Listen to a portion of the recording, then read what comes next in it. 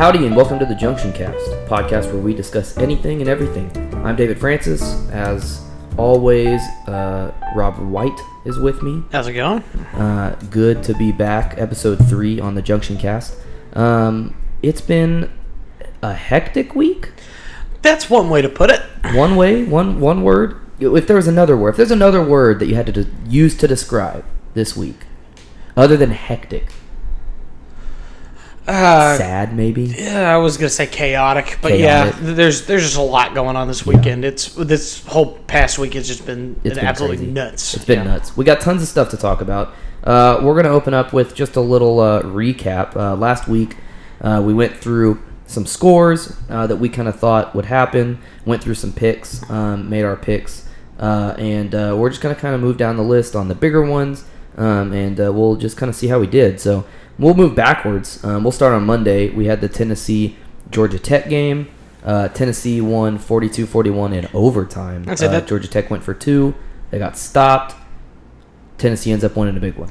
That was one of the ones I picked. I figured Tennessee was going to win that game, but I did not expect it to be a come from behind there. So. Yeah, they had to kind of force their way back in that game. Scored 14 points in the fourth quarter, and then obviously won it in overtime. We move backwards again. We'll go to Sunday. Obviously, there's a game Sunday we're going to hold on to, and we won't talk about that one quite yet. Yeah. The one we will talk about was number 22, West Virginia, and number 21, Virginia Tech. I'll take pride in the fact that I picked this one correctly, even though I picked the other one incorrectly. Every time I saw the highlights of this game, it was close. It was a nail-biter, kind of to the end. Virginia Tech getting the win, 31-24, looked good, but West Virginia certainly didn't look bad. No, they hung in there the entire game. It was back and forth affair. It was fun to watch. Yep. And it was really good football to watch in the meantime with the other game that was going on Sunday. Absolutely. Like we had them both up at the same time, and it got to a point where it was so boring in the other game that we were actually very intrigued in the other one. Then things started happening. Exactly. So. Will Greer made his start for the Mountaineers, his first ever start. He transferred from Florida a couple years ago. Made his first start for the Mountaineers, 31 of 53, 371 yards, 3 touchdowns. I'd say that's successful. That's a heck of a start. Yeah. Great job. Move backwards again. We'll get to Saturday.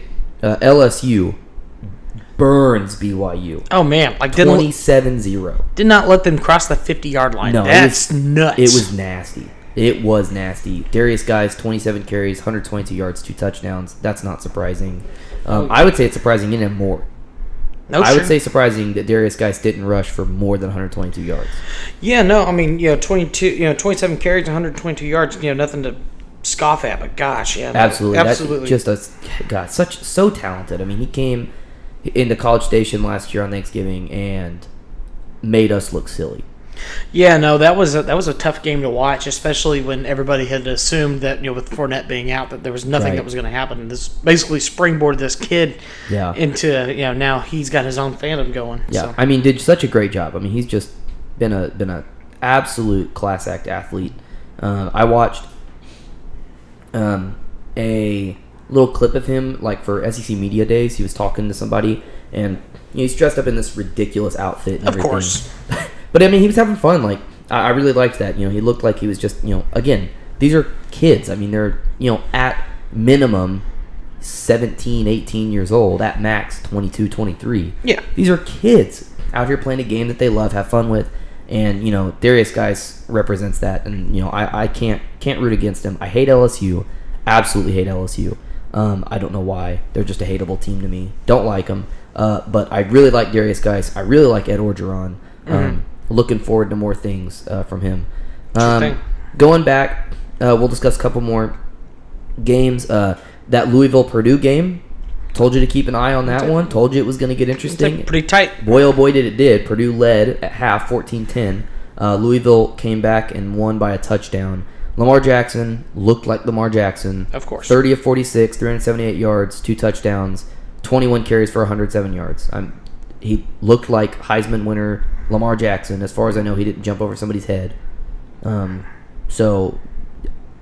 Obviously, he's still good. There's no. I don't think at least, that there's been any giant regression in Heisman winners over the past couple years? No, not at all. I mean, if you look at even Johnny Manziel's year, I mean, the number he put up, like, they were better numbers. Yeah, better numbers. He had less rushing yards, but that was because he wasn't, doing the wild, crazy scrambles or anything. No. But he was a way better passer. Now, he threw more interceptions, but I would say that's indicative of him passing the ball. I'll tell you, when you throw the ball more, you're going to throw more interceptions. That's just how the game works. Close game ended up being. I take pride in myself. It was a good game. Purdue's not a great football team, but hey, they gave him a run. I'd say, they gave him a run. They were salty. I am, gonna go ahead. We'll look, man.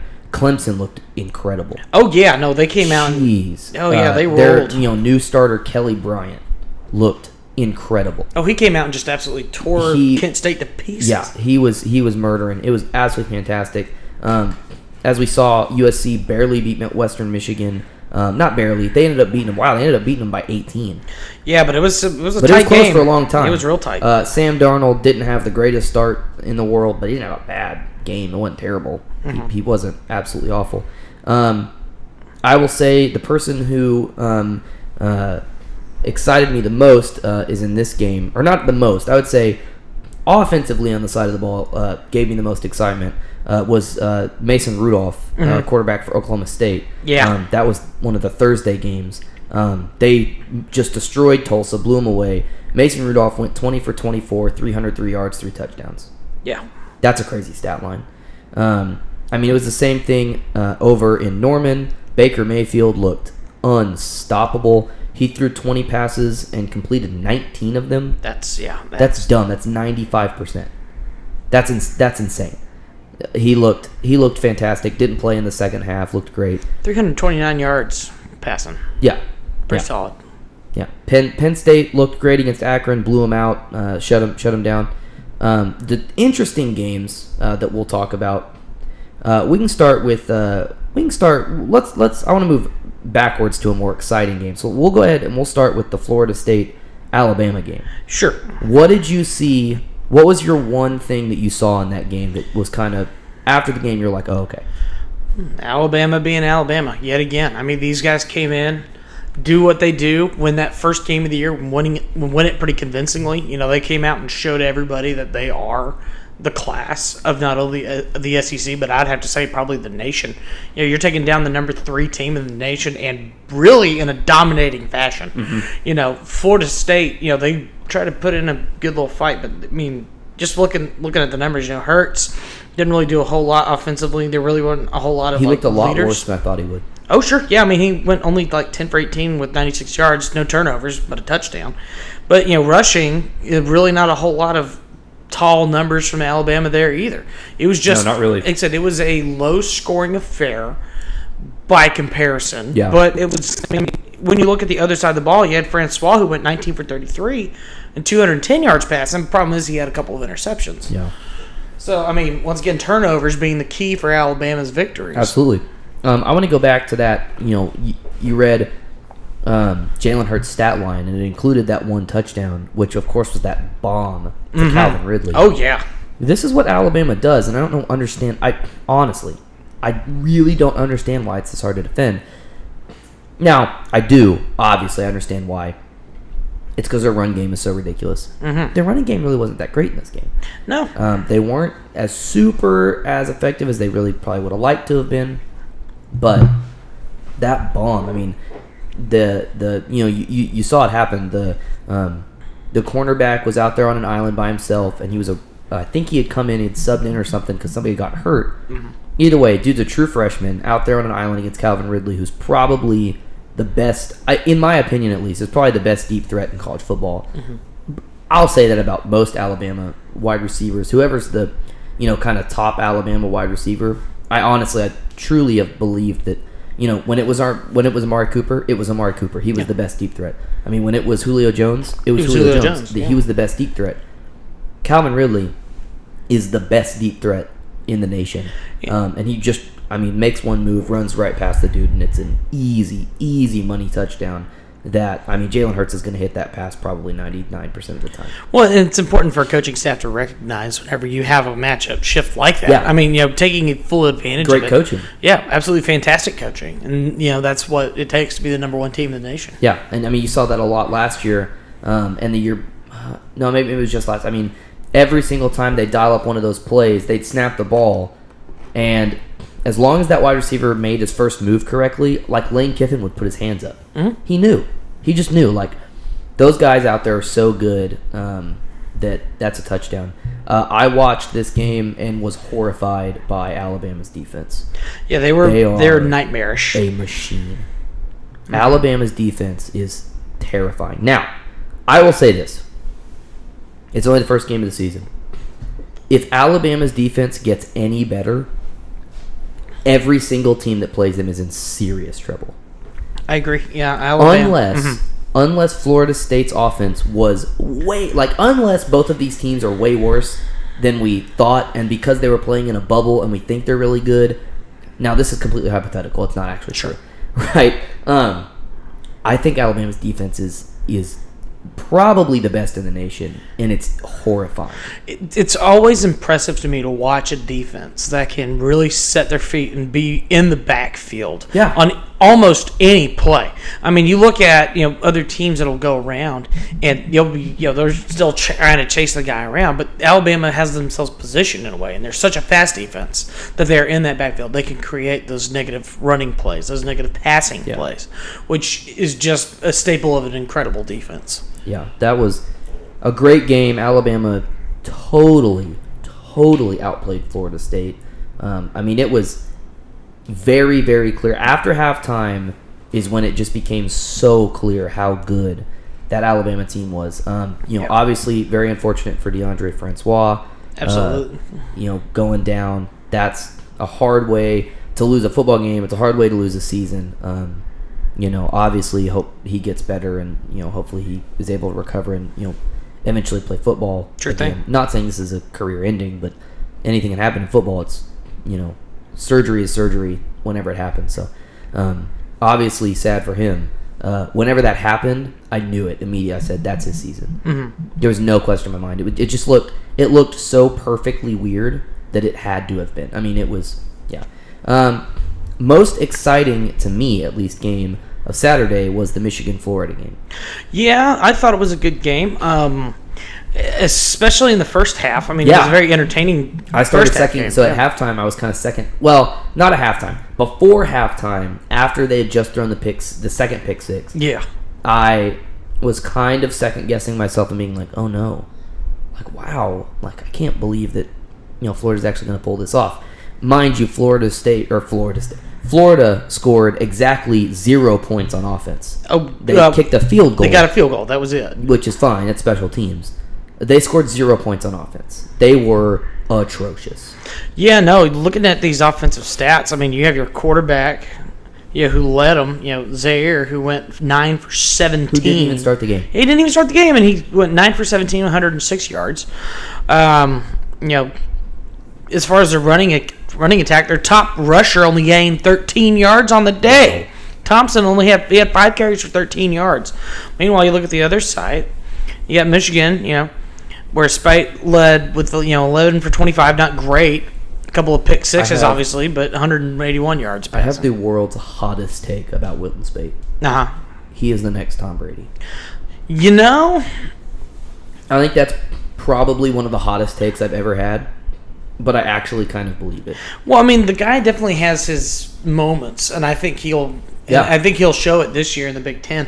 Which, face it, when you look at leagues out there, the Big Ten is probably the most NFL-looking league out there. Absolutely, it's the most pro-style league that's out there. He didn't look terrible.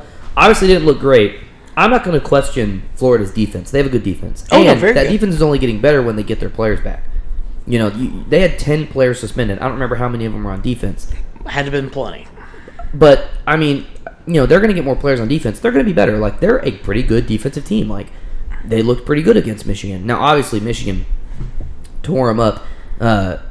Absolutely phenomenal play calling on the defensive and offensive side of the ball for Michigan. Mm-hmm. The gutsy, third down and it's 10 plus. draw plays to the running back. Who thinks of that? That was great call, great play call by Michigan. I loved it. I thought it was really gutsy, really ballsy, but I obviously knew this is my team. These are our strengths. We're going to do this. And so obviously those plays paid off, and several times on 3rd and 10 or more, they were doing draw plays and got first downs. It was great play. I would say that at least on the defensive side of the ball, and really overall, the guy who absolutely impressed me the most this weekend was Michigan linebacker Devin Bush. Mm-hmm. He was in the backfield on every play. If the quarterback was running out of the pocket, there may have been other people there, but Devin Bush was also there. Yeah, he looked fantastic. He had 7 tackles. He had 2 sacks. He looked incredible. Mm-hmm. That guy is only going to get better, only going to look better as the season goes on. He's a great football player. Keep your eye on him at Michigan. Devin Bush, I mean, he just blew me away. Like, even in the first time I saw him in the game, I was like, whoa, that guy's fast. Mm-hmm. Like, oh my gosh. And then, another thing happens, like, oh my gosh, that's the same guy. And they just kept talking about him, So, he looked fantastic. I think it's that time. Yeah. I think we have to do it. We have to talk about the wild, wacky, weird Saturday that was college football for Texas universities. I'm just gonna do this. We're just gonna go ahead and start with the A&M game because I don't want to get myself all hyped up about how funny it was to watch Texas lose. As funny as it was. Sure. We'll just pop right into it. Just take your time and just tell me how you feel. And right now, it's Friday night. We've had 4.5 days to sit on this. Mm-hmm.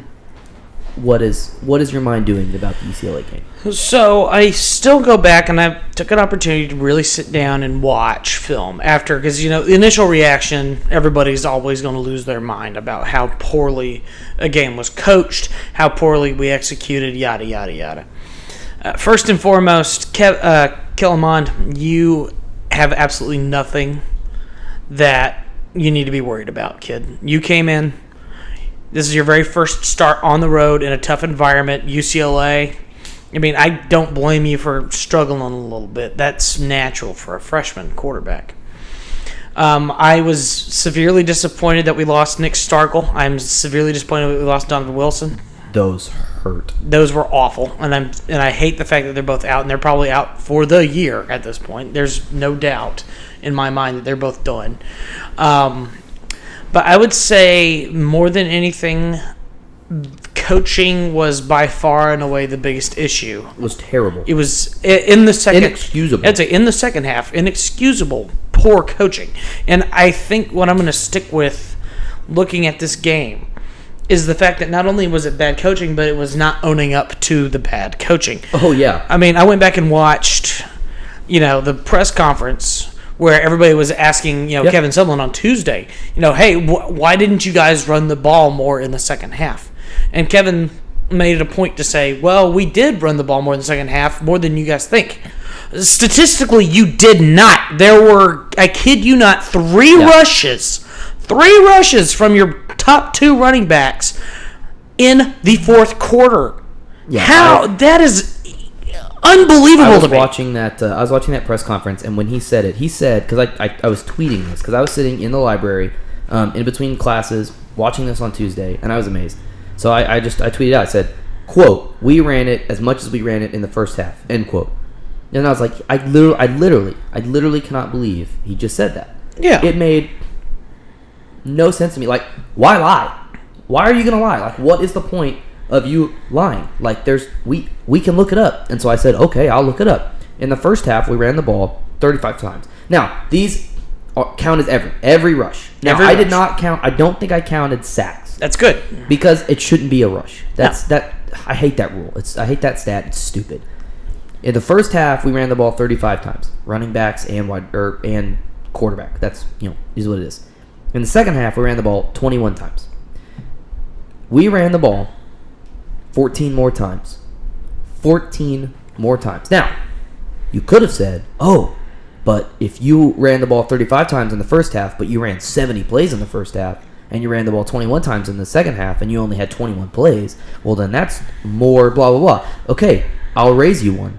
In the first half, we ran the ball 71%. Yep. 71. Wrap your mind around that. A Texas A&M football team ran the ball 71% of the plays. 7 out of 10 plays was a run. Let's face it, when you have Keith Ford and you have Travion Williams, you have two guys who rushed for a combined total of 300 yards rushing. And an offensive line coached by Jim Turner. Why in the world would you get away from that? I agree with you. I mean, and I think that was my biggest issue going into this game is, yes, UCLA started to turn around in the second half. Yep. Yes, they started getting some momentum. But how do you stifle momentum? You don't give them the opportunity to get the ball back quickly. And how do you do that? You don't throw the ball. Yep. I think what ended up happening in the second half is we allowed a couple of touchdowns, and we went full panic mode. We need to score right now. Oh my gosh, it was so bad. I could sense it. Also, in case you were wondering, 71% first half. Yeah. Would you like to take a guess as the second half number? Oh, is that in the 40s? It is a 44%. Okay, 44%. Okay. 44%. And that includes sacks and other things as well. Were those included as rushes? No. Just designed rushes. Okay. Because here's the thing: if you're getting sacked, you weren't designing to rush the ball. So yeah, you were throwing the ball. There's a huge disparity between 71 and 44%. To me, it is inexcusable that a head coach stands up in front of the press and blatantly lies. He lied. Yeah, he did. I have the numbers right here in front of me, and I got them from an official box score. Anybody can look up these numbers. Anybody can tell Kevin Sumlin, "No, Kevin Sumlin, you're wrong." So my thing is, there's two. I have two really big problems. One is the football game. The other half is you being not a very nice person. Sure. And you're gonna go into your press conference. And you're just going to look. So I didn't watch the Sunday night press conference. Everybody said he looked like a ghost. Well, I mean, wouldn't you? Yeah. I was like, I can't think of a coach that would walk in there all cheery. Or even confident. Or even... we just blew the second largest lead in the history of college football. Obviously. I'm not expecting that. But to walk in there, say nothing, of importance, come home, Tuesday, we walk in, again, we're doing our Kevin Sumlin thing. Oh, I'm not going to comment on that. No, we're not going to talk about that. Blah, blah, blah. When people are asking about Chapman, who we now have learned we believe is academically ineligible to play. Didn't want to talk about that. Didn't want to talk about injuries. Now, I don't know if he really knew much about the injuries at that point, which is fair. If you don't know, you can't talk about it. But also looking at the history of Kevin Sumlin's, career here at Texas A&M, I mean, the guy just does not do anything to actually reveal information when it's pertinent. I mean, especially not injury information. No, never. And he never has, and he never will. No, that's his policy. That's the way it is. But unfortunately, I think part of that is one of the reasons why we lost a couple of 5-star quarterbacks. Oh, it's not. It's not even kind of why. I believe it's absolutely. Reason. I've said this so many times. I love Texas A&M. I've always loved Texas A&M.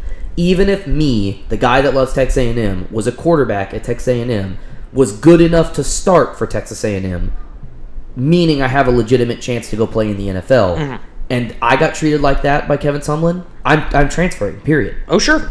I'm not going to get... I have nothing... Kyler Murray's kind of a different story to me. I will never, ever, ever fault Kyle Allen for what he did. No, not at all. Kyle Allen reacted in his best interest to his career, which he could seriously have a good one. Yeah. I mean, Houston hasn't even played a game yet. He, I believe, is their starting quarterback. Yeah, I think he is too. I haven't looked, but yeah. He's going to go do and he's going to show up. I mean, he's a good football player. At least from everything we saw, he was a good football player when he was in his right state of mind and he wasn't injured. Yeah. I have no fault for him. No.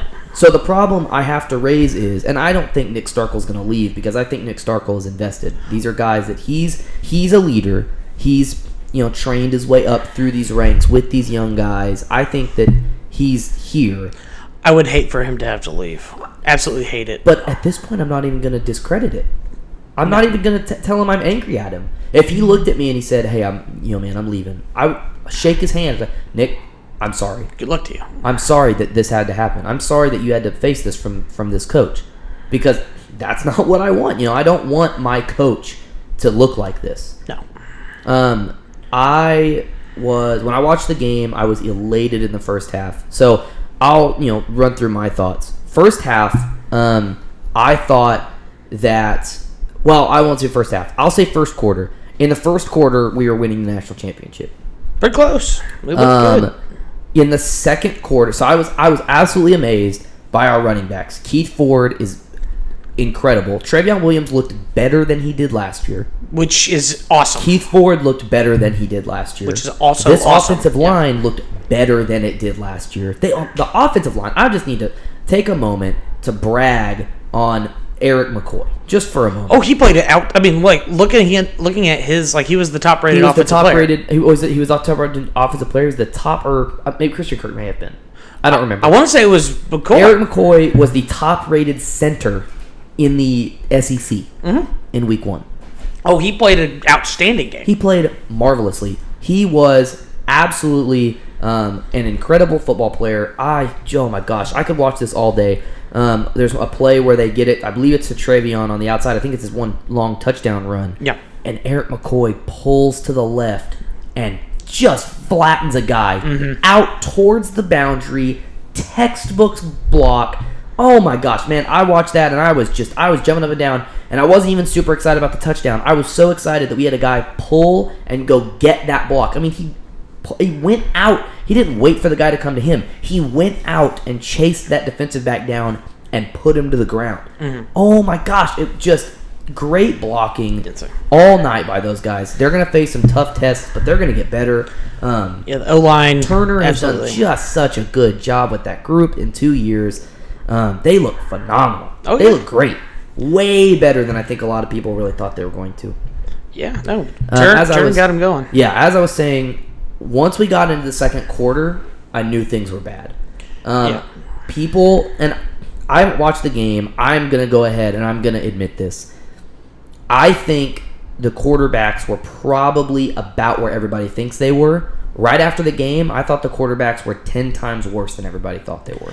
So I think coming into this game, the fact that we switched between Starkel and Mond in the second quarter, why did we do that? Why? I don't know. And the worst part is, like, the moment they put him in the game plan changed. And you saw it. We went from Starkel handing the ball off to a couple of running backs and occasionally putting the ball up for a pass to Christian Kirk. To starting to throw the ball out on the edge, little swing passes. All this terrible. Stop it. Which don't work. No, they don't. It's amazing. Bubble screens don't work. I've seen them happen a million billion times. And they work 1% of the time, and the only reason they work is because it's the first time you do it, and you have really good blocking wide receivers on the perimeter. And once you lose that one time, it's done. Yeah. You might as well not even worry about it. I think I've now come to a more calm place where I recognize Kellen Mond did not look good. No. I don't think. I mean, Nick Starkel, I want to believe, looked pretty good. He didn't look all that great either. He looked serviceable. Right. I mean, and let's face it. It was their first start. Yeah. Both of them. Yeah, no, Kevin Sumlin came in before the game, and he said he wanted this to be a quarterback-friendly offense, which in the first half it was. Oh, it's super because you took the quarterbacks didn't do much. I would say you allowed the running backs to set up the game for you, and then once they got sucked in on the run, you put up a decent pass, and they catch the ball. Right. Well, and honestly, we didn't need to pass during I wouldn't have cried if we just ran the ball every play because they couldn't stop it. No, they had no answer. I will say this, though. We could have... So, UCLA is all fine and dandy. We could have run the ball against UCLA and won. Yep. Okay? It was so clear to me. After halftime, probably halfway through the third quarter, it was just so crystal clear to me how scared I was for this season because of how our wide receivers could not catch the ball. Oh, they were. I mean, and that was just it. As much as people were like, oh, well, Mond was so bad passing. No, there were like 5, 6, 7 drops. Oh, yeah. I tried last night really, really hard to find a website that had a drop stat, and I couldn't find one. I'm genuinely curious. We threw the ball. I know this. We threw the ball 30 times, completed 9 of them. That's not good. 5 of them to Christian Kirk. Yeah, that's not great. I don't know how many times he was targeted.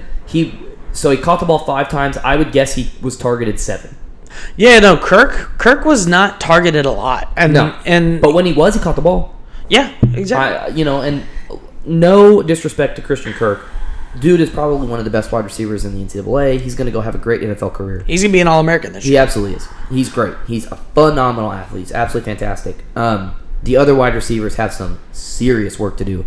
This game reminded me in so too many ways of 2011 Oklahoma State. Oh, yeah. No, that game was absolutely terrible, too, from a catching standpoint. Yeah. That whole season. We could not. Everything would hit us in the hands, in the chest, and you could not catch a pass. Jeff Fuller. Man. So much potential. Yeah. So much potential. Same kind of deal. Yeah. And again, these guys, 4- and 5-star recruits, they've got to. I don't know who it is. I don't know why. I don't know what's happening. Regardless of what happened against UCLA, regardless of coaches, regardless of anything, we were going to have a bad football season if we catch the ball like that. Oh, yeah, no. As much as, I'm all for us running the ball well. But you have to have a passing game. It's got to be there. And that was what was blatantly obvious to me, is that I was in the second half, in the third quarter, there was a point where I changed to where I really thought we were going to lose the game. In the third quarter, though, my mind was already on, we're not going to do well this season. It doesn't matter what happened in this game. If we win this game, that's fantastic. Honestly, if we would have won UCLA, I would not have been very excited, because I was already looking ahead and seeing the consequences of what was coming. I really, don't get me wrong, we could come out tomorrow against Nicholls State. I know it's Nicholls State. We could come out tomorrow against Nicholls State, and we could throw the ball 45 times and have 44 completions. We could. Don't get me wrong. The ability to get better exists. We could come out and we could have wide receivers that catch everything, that are just crazy. And we could go play South Carolina and Arkansas, and we could still have wide receivers that catch everything. We could play Alabama and have wide receivers that catch everything. It's not outside the realm of possibility. But whenever you play UCLA like we did, it does not make you feel confident. No. It is not a welcoming feeling of, wow, I really don't think we can pass. Not pass, catch. Well, and let's say UCLA does not catch that last touchdown. Let's say that fourth down try does not convert, and we get the ball back and the game's over. Even so, you gotta think, everybody in their mind are thinking to themselves, holy cow, what almost happened, as opposed to what did happen. Now, I do think that this loss, despite what a lot of people are saying, yes, was it a terrible loss? Absolutely. Yep. It was terrible. But I think a loss is exactly what this type of team needs. And you have seen... I don't disagree with you. I think going ahead that... And I think, to your point, what's coming is, I think that this UCLA loss was pretty devastating. It was bad. And my only hope is that this hasn't ruined the psyche of this football team. We heard Sutherland came out and said that the team was pissed. He said that guys were angry. The fact of the matter is, I truly believe that these guys are pissed. I would be pissed. I am pissed. But during the game and after the game, I said, barring Johnny Manziel, we weren't winning the game. No. Barring that kind of player, I don't care what the coaches did. I don't care what other players we had on the field. We weren't going to win that game. The coaching was too bad. I was very critical of Kevin Sumlin after the game. I am going to choose to still be critical of Kevin Sumlin. I don't think he deserves to have a job at this point. We don't have to go into super detail. I mean, he got that note on his door, which is unexcusable. It's completely. I would say, as much as you do not care for how well a guy can coach a football game, he is still a human being, and you have to treat him. There's like a level of respect, right? Yes. I'm not a fan of Kevin Sumlin. Okay, I honestly thought that if I saw him on campus, I'd give him some nasty glare. But look at the amount of All-Americans he had under him. Yeah. Look how well he did recruit whenever he was here. Yeah, granted, he hasn't done much of the recruiting. Yeah. But the guy did good things for this school. Yeah. And it was a lot of that due to Johnny Manziel and the hype. Yeah. Absolutely. But the guy is a good human. At his core, I'm not gonna say he's a bad guy. I'm not gonna say he's a saint. I don't know him, obviously. Like, I'm not gonna try and make claims about his character because I don't know him. The interactions that I've had with him, the guy straight up paid for groceries for a disabled vet at HEB. I saw that happen. The guy, while you may not care for his coaching, he has a lot of good things going for him. I from everything I've heard, people really like him. It's the same thing. Like, I'm never gonna tweet somebody. Yeah. I'm never gonna tag him in a tweet and be like, "Hey, you suck." I'm never gonna at Kevin Sumlin, you're a bad coach. I may say Kevin Sumlin is a bad coach on Twitter, but I'm also never going to go up to his house and nail a letter on his door. No, with a racial slur. No, see, it's unexcusable. It makes me very angry that somebody did that. So I did tweet at Kevin Sumlin, but it was along the lines of, so are we going to run the ball this half? Asking for a friend, just a little funny, like, hey, that I don't have a problem. But at the same time, if you're going to be critical of someone, I don't think there's anything wrong with being critical of someone. I'm critical of Kevin Sumlin. I'll say I am critical of his job. Yeah, I'm critical of how he performs his job. Because I'm a consumer of a product, right? Exactly. It has everything to do with I'm the consumer of the football product. We have invested in this football product, and when this football product is not producing the fruit that you want, not even that I want what it has potential for. Yeah. There is no reason that we don't have potential. This limb is producing weak fruit, and it needs to be trimmed. And I love Kevin Sumlin, I really do, but that needs to go away. But that is not grounds for you getting after this man and his, and going after his character and using racial slurs. That is not okay. Not okay. It was very, very disturbing to see that someone would do that. I have, again, no problem with criticism. I have been probably one of the most vocal critics of Kevin Sumlin since beginning of last year, or even before that. I've been a very critical, very vocal, critical, person on Kevin Sumlin. That's just, don't do that. Don't do that. Just whoever did that. I hope they see what they did and they say that was stupid. Because here's the thing: are there people like that in the world? Absolutely. Yeah. I think that there are less people like that than people think. Is what I just kind of tend to believe. I think people get into groupthink, and I think that's where that kind of comes from. Oh, absolutely. I think that this person was very angry, was very frustrated, made a stupid mistake. I hope they see that they made a mistake.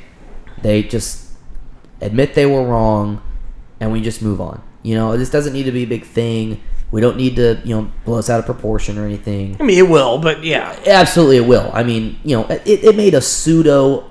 I'm not going to say...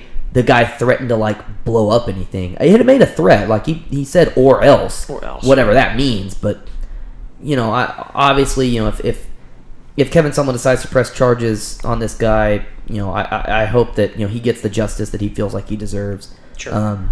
Hate to see that. It's very sad when that kind of things happen. Very unfortunate. Yeah. Again, getting back to the coaching thing. I don't think he deserves to be the coach. Yeah, I think looking ahead now, I think outside of A&M just going on an absolute tear and going down the stretch, it would take, even then it would take a national championship. I say even the national championship. I say that now. No, it would take. But it would absolutely have to take a national championship from here. For me at least, I don't care what it takes. The athletic director texting A&M because I don't agree with him either. Scott's got some stuff. I'm critical of his job. So I think at this point in time, Kevin Sumlin, coming into this year, I said 8-4, 9-3, and you needed critical wins in November. Yep. It's going to take something else now. Let's see. And I said coming in at this point, I said, okay, critical wins in November and whatever. But at the same time. This did not include an absolute nuclear meltdown in Los Angeles. We'll reiterate it at the beginning of the season. What did we say? You picked a win at UCLA. I said we were going to win at UCLA. I mean, we both said we were probably going to win, but we both acknowledged that if you're going to pick losses off the schedule, it could be one of them. It absolutely could have been. This has nothing to do with losing to UCLA. It has everything to do with being up 44-10 and losing to UCLA. It's really, this game was such a culmination of a Texas A&M football season over the last couple of years. It's like, hey, it's not how you start, it's how you finish. And the fact that, okay, cool, yeah, you're sitting here at the end of the year 8-5, and you looked pretty. Anybody could look at that and go, okay. But if you have started 5-0 or 6-0 those years, and then you fall off down the stretch, that is just not okay. Yeah. And that's basically the equivalent of what we got in this football game. Yep. Yeah, I actually, for the first time in the first half, I was actually pretty happy with Mazzone. I was like, wow. Mazzone is calling a great game. Like, we got to halftime, and I said, wow, Mazzone's actually calling a really pretty good game. After the game, obviously, I said, no. Just kidding. Which, again, goes back to Kevin Sumlin. You could have made him call different plays. You're the head coach. You're the boss. Yep. John Chavis called the worst game he's ever called at A&M. Especially in that second half. Oh, goodness me. Well, and this goes back to one of the things I think that Kevin Sumlin and coaches who have been under him have shown time and time again. Their lack of adjustment going into the second half. Adjustment. It's like, you saw with UCLA, they literally threw that tight end, I don't know how many times. Oh, my gosh. And we played zone. Well, and I'll ask you how many timeouts we finished the game with. Oh, we had all three. We had all three. UCLA was stupid. UCLA was out of timeouts, and we were throwing the ball still. Well, wow. My thing is, fine. Okay, so let's pretend. Let's pretend even if you take the timeouts, that tight end is still going to gash you, and you know that. Sure. So you don't take the timeouts, right? We get the ball back with, 50 seconds, 40 seconds left? If that, And you never take a timeout then? Mm-mm. All you have to do is get the ball to field goal range. Yep. That's all you got to do, and kick a field goal. That's all you have to do. And not even at the beginning. You could have, at the beginning of that, before first down was even played, you could have called, said, timeout. Let's talk this over a little bit more. Or you wait, he throws an incompletion. Say, okay, let's time out. Take a timeout, and we're going to draw together our good play. Yep. We're going to find the play. So this is what I have to ask is our coaching staff really that stupid that they don't know that they have timeouts that they can use? Or are they that unconfident in themselves that even if they had more time to draw up a golden play, it still wouldn't work? Yeah, I don't know. I think really we could have used a timeout a little bit further on, a little bit earlier in the game. Like the moment UCLA really started getting going, you have to yourself some time. I'd say when you're getting to a point where they're starting to get those plays. I say after we almost intercepted the ball and it went straight through Caper Smith's hands in the touchdown, I say you call a timeout after that touchdown, and you take everybody to the sideline and you get everybody around and say, guys. What the hell are y'all doing? Get it together, guys. Get it together. We're winning, but you just let this become a 2-score game. Man, you guys got to figure this out. Whenever we gave the ball up for them to, that made it a 1-score game. I think that was it. That one or the one before? I think it was that touchdown that made it a 1-score. I don't remember. Whatever. No. The one that made a 2-score game was the one where he caught it and fell into the end zone or whatever. Exactly. Yeah. So before they scored that touchdown, after the one where we almost intercepted it, after we drove and then had to punt it away, I said we were gonna lose the game at that point. There was no faith in me whatsoever that we were gonna win that game because I'd seen enough. I'd say we had lost pretty much everything we had for it. It was an embarrassing loss. Very sad, frustrating to watch. Just something else, man. It goes on the list, right? It goes on the list. It goes on the list of Oklahoma State, 2011, Kansas Arkansas, State, 2011, Kansas State, Texas, Ole Miss last year. I mean, there was Ole Miss for the past several years. It just goes on a list. It's a list of just not good football games. Embarrassing. So, I agree with people that you fire Kevin Sumlin. Oh, who's there to get? I'm not saying that that's not a good point. I'm saying that I'd rather have literally anyone else. We're getting to that point. Yeah, again, I think we have to find the guy that's for Texas A&M, and Kevin Sumlin has run his course, and I think it's just as painful as it's going to be. You suck it up, you tell him goodbye, get him out the door, and you start looking for the next guy. Here's a fun little stat just to kind of wrap things up for Kevin. Yep. So since he joined A&M in 2012, his overall record's 44-20. Okay? SEC conference record 21-19. Oh. Slightly above 500. That's bad. Let's look at the West. The West in the last 4 years, he's 9-15. Against the top 4 from the West, he is 3-13. That's not surprising. That's Alabama, Auburn, LSU, Ole Miss. Yeah, that's not surprising. The last 4 seasons at home, bad. 5-9. 5-9. 5-9, and name the only ranked SEC opponent that we beat.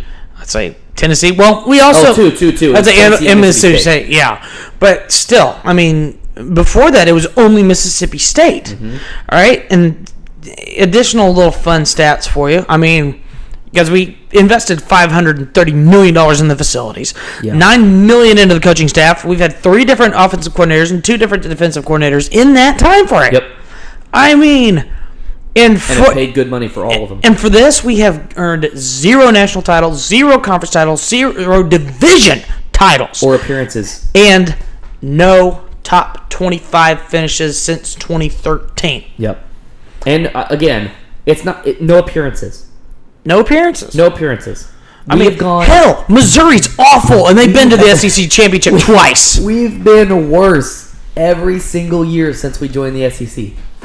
Every year.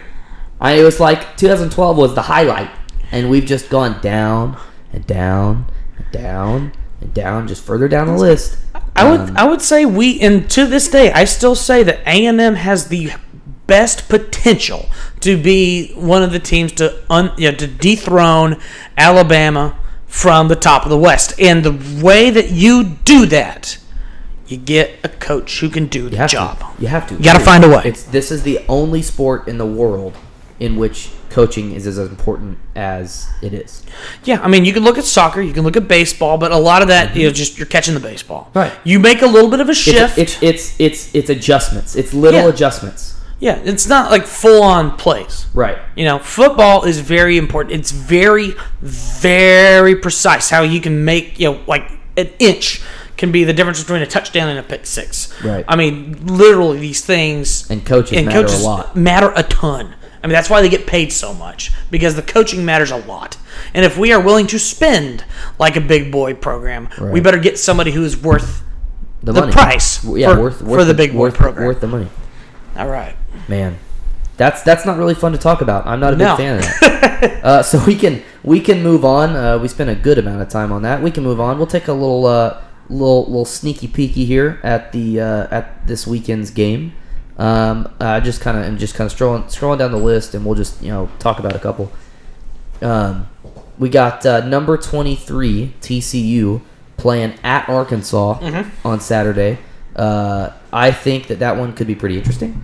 Yeah. Arkansas looked a little shaky to start their game last week, but then, as we know, is it which Allen is playing there now? Austin or Brandon? Austin. I think it's Austin. I think it's Austin's the younger one. Is the younger one. Yeah. He's a great quarterback. He can take whatever you throw at him. I think they are going to look pretty good against TCU. Obviously, TCU is the ranked team. Who do you think is going to have that one? That's going to be Arkansas. Yeah. I say the Hogs. I mean, it's at home. It's going to be in Fayetteville. Mm-hmm. They played that's just it. They played their last game in Little Rock, which is, one of those games they always do. But, I mean, this is basically the home opener in Fayetteville. It's going to be loud. It's going to be wild. I'm going Hogs. Yeah, I think that's a pretty good assessment of that one. Yep. We have some great games later in the day. First off, we got number 13 Auburn at number 3 Clemson. Little tiger on tiger action. I mean, that's an old school Southern rivalry right there. That's a good game. I'm really looking forward to that one.